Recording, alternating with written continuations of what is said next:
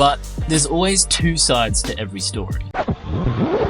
This is Sam Sulek. You've probably seen clips of him on your YouTube feed, on TikTok, or all over your Instagram reels. If you don't know who he is yet, Sam is a 21-year-old from Ohio with a love for bodybuilding. He's the fastest growing fitness influencer in 2023 with almost 2.5 million YouTube subscribers at the time of this recording, and here's why. For a pump check?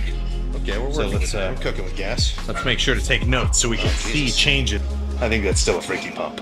If you're new here, this channel is about fitness and lifestyle. I make informative and entertainment-based videos and keep it real and raw with you guys. If that's your style, then subscribe and join me in the journey of aesthetics. Aside from his massive physique at just 21 years of age, Sam stands out in other ways too. On the surface, he seems like an introverted dude going about his day with a sense of quiet confidence. And when you dig deeper, that's exactly what he is. What makes Sam unique is his authenticity. He isn't putting on a fake persona for the camera. He isn't wearing flashy clothes. He isn't seeking attention. He's just being himself. And that's very refreshing to see in an industry full of fake personalities and impersonators. And despite having a crazy physique, Sam is incredibly relatable. He's just a regular guy driving to the gym, training as hard as he can, and enjoying the journey. His humility and intelligence goes against the grain of the meathead or roidhead stereotype. It's nostalgic in a way, almost like you're watching a younger Rich Piana. Throughout his videos, Sam gives advice about lifting and bodybuilding. Some of it is controversial to say the least, but he never explicitly tells anyone to do what he does. He's sharing what works for him and what he's currently doing. Some of his advice that I also agree with is train hard and train to failure. Focus on the basics of lifting, eating, and recovery. Find what works for you regardless of what anyone else thinks, and do cardio year-round, whether you're bulking or cutting. But the other thing that makes him unique is that he also shares his thought process. This gives people insight on how to listen to your body and not get stuck in a fixed mindset. Most of all, Sam is just likable. He's a chill dude, and despite training like an animal in the gym, he's always calm and collected. And from what I've seen, he's always friendly and respectful to the people that he interacts with. But there's always two sides to every story. Sam's initial rise to fame started on TikTok. TikTok's largest demographic is teenagers and young adults. When you're young and don't know any better, you're very impressionable. And this is why Sam's content has sparked controversy. It doesn't take a genius to figure out that Sam isn't natural. There's some guys that you look at and it's hard to tell. Sam isn't one of those guys. It's very obvious. He doesn't talk about steroids or any controversial topics in his videos, and he certainly doesn't claim to be natural. And from what I've seen, he definitely isn't promoting or condoning steroid use. On top of that, his ultimate goal is to compete one day and be a professional bodybuilder. In order to do that, he was going to have to take gear at some point anyway. But because Sam Sulek takes gear, does that make him a bad role model? Not necessarily. The same thing could be said about Derek Lunsford or Chris Bumstead, the reigning Mr. Olympia and Classic Physique Mr. Olympia champions. Both of them are clearly not natural and are widely considered to be amazing role models for the sport of bodybuilding. But I guess you could say Sam isn't a professional bodybuilder yet, and who knows if he ever will be. And in recent years, there's been a big increase in the amount of young guys and teenagers taking gear as recreational lifters without thinking of the long-term consequences of their actions. And for some, these long-term consequences come a lot faster than others. We've seen a lot of deaths in the fitness and bodybuilding industry, with steroids being at the center of the story. Sam isn't responsible for the actions of his followers, but with influence and a large following does come some degree of responsibility. So the question is, does not talking about it and ignoring it do more harm than good? I'm not sure. Let me know what you guys think down below. But for the sake of Sam's health and the future of the fitness industry, I hope that he makes one of two decisions. Number one, comes off the gear and still does exactly what he's doing now.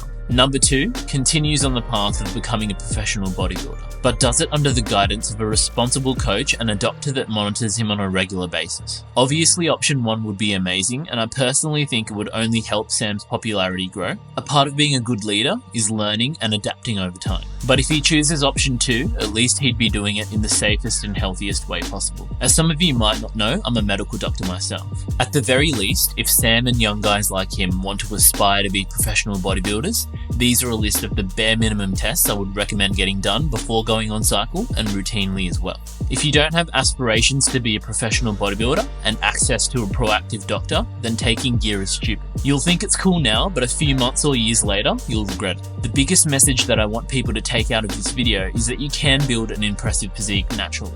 It's going to take just as much effort, hard work, dedication, and consistency as Sam, but it's going to take way more time and many more years. Sometimes when something takes longer to achieve, you learn so much more along the way, and the end goal becomes that much more valuable. And while you won't get as big, size isn't everything when it comes to building an aesthetic and well-rounded physique. And by doing it drug-free, you won't have to worry about the negative consequences of steroid use. I'll always vouch for remaining natural, especially when you're young.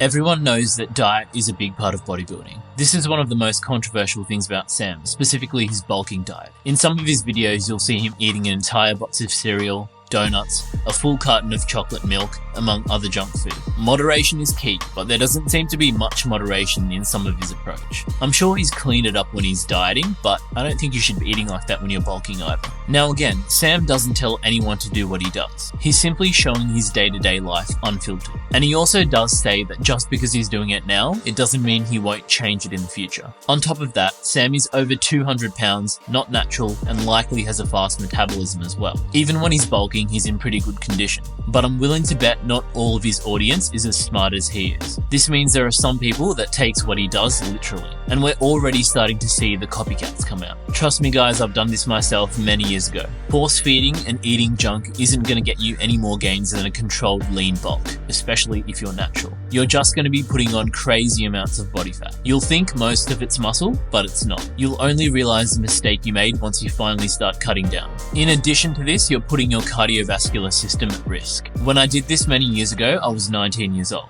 I got to 84 kilos at just under 5'7". As a result, my cholesterol was way higher than it should have been. During this time, I remember going to donate blood. When they checked my blood pressure, it was through the roof. Once I got down to a healthier weight, my cholesterol dropped significantly and my blood pressure returned to normal. This is why I always recommend lean bulking instead. I've made an entire video about this on my channel.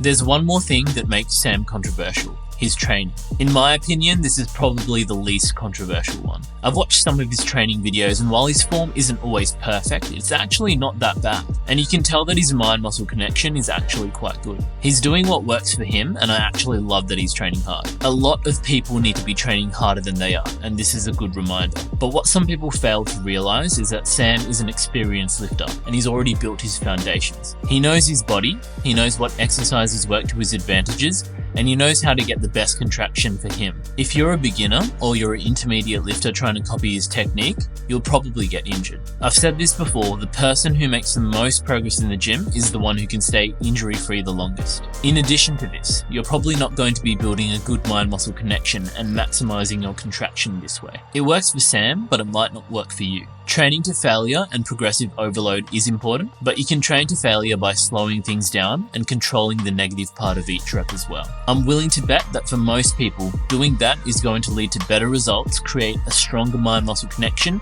and prevent injury long-term. Ultimately, I do agree with Sam on this. You have to find what works for you, but this takes years and consistency and practice to figure out. Learning the foundations is important, but then copying someone else isn't always the best move. So in the meantime, train hard, but be smart and logical about it. Overall, I think that Sam is a positive influence in the industry. No one's perfect and no one has everything figured out when they're young. We live in a world where it seems like you have to go above and beyond to stand out, so it's nice to see some normalcy with someone like Sam. But I think the next step is to normalize being natural as well, and showing people that real natural aesthetics is cool. Let's see if we get there over time. Let me know what you guys think in the comment section down below. If you enjoyed this video, smash that like button, and as always, see you in the next one.